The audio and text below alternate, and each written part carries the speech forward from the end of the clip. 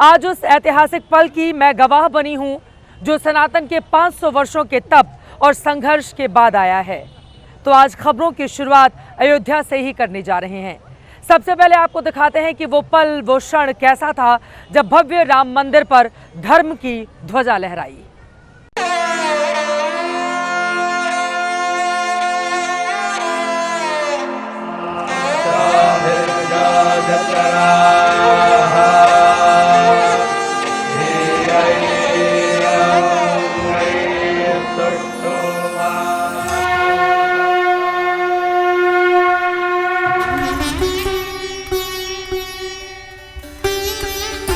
राम यानी आदर, राम यानी मर्यादा, राम यानी जीवन का सर्वोच्च चरित्र, राम यानी सत्य और पराक्रम का संगम।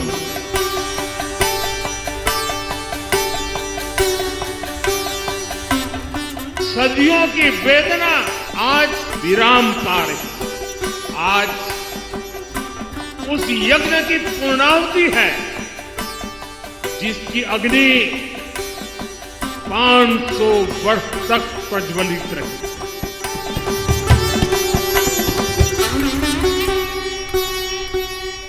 धर्म ध्वजा लहराना धर्म का काम था, लेकिन राजनीति करने वालों ने इस पर आज भी चुनावी कर्म कर लिया है। 2027 में जब यूपी में चुनाव होंगे तब राम मंदिर के निर्माण को 3 साल हो चुके होंगे। क्या आज से साल भर बाद भी बीजेपी को राम नाम का लाभ मिलेगा? देश की धार्मिक, सामाजिक और राजनीतिक समझ कहती है कि विपक्षी दलों के चाल चलन और उनकी वाणी पर भी ये काफी निर्भर करेगा, क्योंकि कांग्रेस और समाजवादी पार्टी ने आज ही वो जमीन तैयार कर दी है कि बीजेपी 2027 के यूपी चुनाव में भी राम का नाम लेकर चुनावी भवसागर को पार करने की कोशिश करेगी। विपक्षी दलों ने राम नाम पर आज फिर से क्या सेल्फ गोल किया है, देखिए। भव्य और दिव्य शिखर पर धर्म ध्वजा लहराते ही 500 वर्षों का तप पूर्ण हुआ। इसके बाद प्रधानमंत्री मोदी ने राम नाम की महिमा के साथ मंदिर संघर्ष का बखान किया, तो इसमें आए विघ्नों और विघ्न संतोषियों की भी याद दिला दी। ये गुलामी की मानसिकता ही है जिसने इतने वर्षों तक रामत्व को नकारा है। भारत के हर घर में, हर भारतीय के मन में और भारतवर्ष के हर कण कण में राम है, लेकिन गुलामी की मानसिकता इतनी हावी हो गई कि प्रभु राम को भी काल्पनिक घोषित किया जाने लगा। मोदी ने विघ्न संतोषियों का नाम नहीं लिया, सीधे सीधे रामद्रोही भी नहीं कहा, लेकिन धर्म ध्वजा के लहराने से पहले ही कांग्रेस और समाजवादी पार्टी खुद राम मंदिर विरोध की चादरें ओढ़कर आ गई। धर्म ध्वजारोहण को मोदी इवेंट बता दिया, मोदी को धर्मनिरपेक्षता के खिलाफ बता दिया और तो और धर्म ध्वजा को भी बीजेपी संघ का झंडा बता दिया। हमारे प्रधानमंत्री कोई अवसर नहीं छोड़ते हैं पब्लिसिटी का। सभी धर्म के लोगों को साथ लेकर के उनकी बात करें, ना कि धर्म विशेष की बात करें। प्रधानमंत्री के कार्यक्रम में सबसे पहला नहीं होता तो वहाँ के लोकल सांसद को जाना चाहिए था। हो सकता है कि ये सोच रही हो कि वो दलित व्यक्ति है, उसको ना ले जाके जाए साथ। ये दिखावटी भक्त हैं, हम लोग तो बाबा विश्वनाथ के भक्त हैं। सवाल है कि ये साधारण बयान है या राम नाम की राजनीति में बीजेपी विरोधियों के सेल्फ गोल है।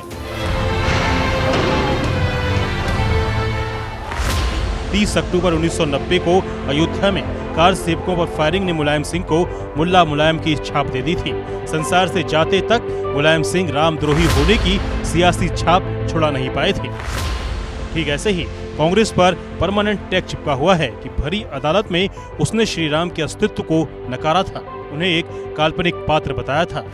पहले राम मंदिर आंदोलन का विरोध, फिर राम मंदिर के निर्माण का विरोध, फिर मंदिर के उद्घाटन का विरोध और अब धर्म ध्वजा फहराने का विरोध। श्री राम पर राजनीतिक करके क्या विपक्ष खुद मौका नहीं दे रहा कि बीजेपी 27 में भी राम नाम जपे? संभव है मोदी विरोध के श्री राम विरोध में बदलने के खतरे कांग्रेस की टॉप लीडरशिप को दिख गए हों, इसलिए बड़े नेता आज खामोश रहे। लेकिन अखिलेश यादव ने इस जुबानी नुकसान को भरने का जो तरीका अपनाया वो और भी उल्टा दिखा। अखिलेश ने इटावा में बन रहे श्री केदारेश्वर महादेव मंदिर को अयोध्या के श्री राम मंदिर की तुलना में रखते हुए तेरा मंदिर मेरा मंदिर की शुरुआत कर दी। खुद को 100% हिंदू बताकर मंदिर विरोधी होने की छाप मिटानी चाहिए। अब तक अयोध्या न जाने और श्री राम के दर्शन न करने पर भी सफाई दी। अखिलेश ने सोशल पोस्ट में बताया कि इटावा का मंदिर पूरा होने के बाद दूसरे मंदिरों में दर्शन करने जाएंगे, उसमें राम मंदिर भी होगा, ऐसा नहीं लिखा। लेकिन बीजेपी और उसके समर्थकों ने समाजवादी पार्टी और कांग्रेस को घेरकर आज ही 27 के चुनावी संकेत दे दिए। कहा, राम का विरोध इन पार्टियों के मूल चरित्र में पहले भी था, आज भी है।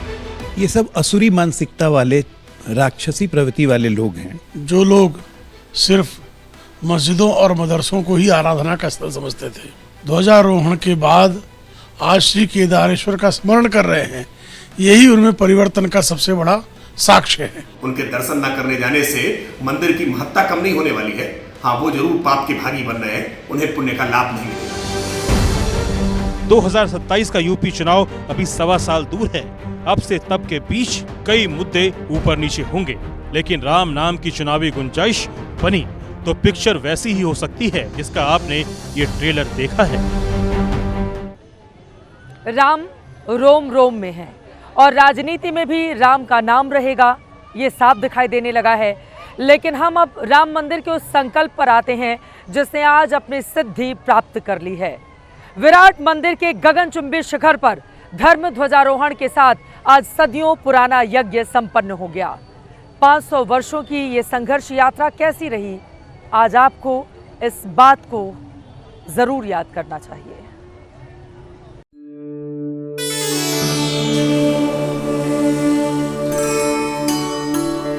संविधान और धर्म एकाकार हुआ।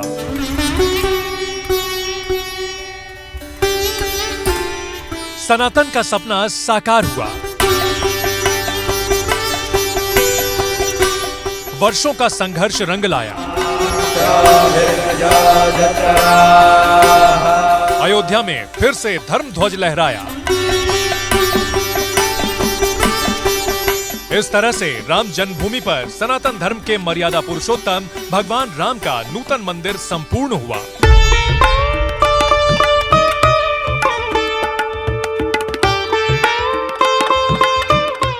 तो धार्मिक मान्यताओं में अजर अमर सूर्यदेव ने भी अपने वंशज और रघुकुल भूषण राजा रामचंद्र की धर्म पताका को अपनी आभा के आशीर्वाद से रोशन किया।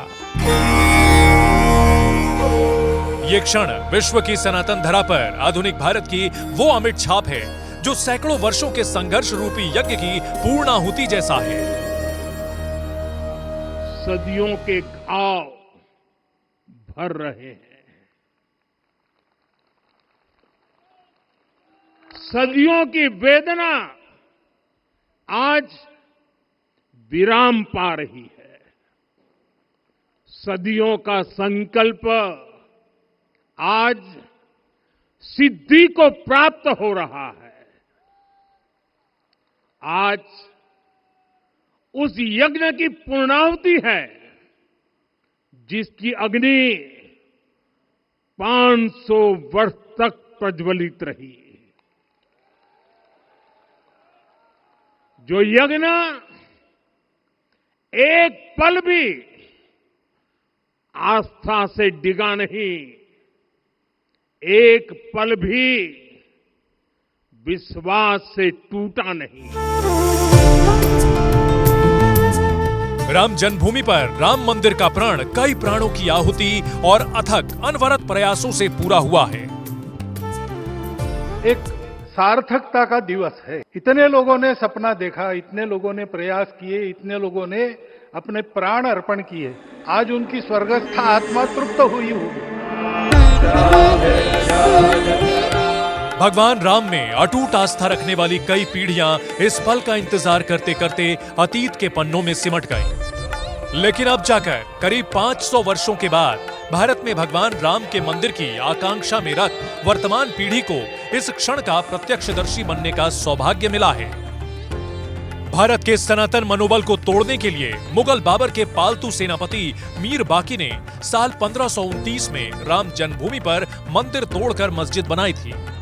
मुगलों का अंत हुआ तो 1885 में मंदिर की मांग में अदालती लड़ाई शुरू हुई।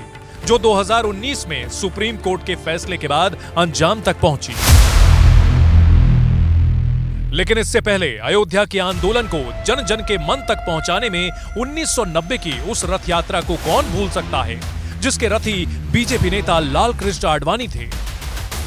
तब नारा लगा था, सौगंध राम की खाते हैं, मंदिर वहीं बनाएंगे, जो 2019 के अदालती आदेश के बाद अब जाकर पूरा हुआ। 5 अगस्त 2020 को भूमि पूजन हुआ, फिर 22 जनवरी 2024 को प्राण प्रतिष्ठा हुई और अब 25 नवंबर 2025 को मंदिर के शिखर पर धर्म ध्वजारोहण के साथ राम मंदिर ने पूर्णता प्राप्त कर ली है। प्रार्थना कीजिए कि भगवान राम का ये मंदिर राष्ट्र निर्माण का भी मंदिर बने, प्राचीनता और नूतनता का ये संगम यूं ही अविराम रहे। तो देखा आपने, 500 सालों का वो प्रण था, आज पूरा हुआ। संकल्प से सिद्धि की ये यात्रा अपने आप में न जाने कितने संघर्षों से भरी रही और यकीनन आज जब प्रधानमंत्री नरेंद्र मोदी ने धर्म की ध्वजा लहराई तो उनके मन में ये बात जरूर रही होगी, प्रभु की कृपा भयहु सब काजू, जन्म हमार सुफल भाईजू।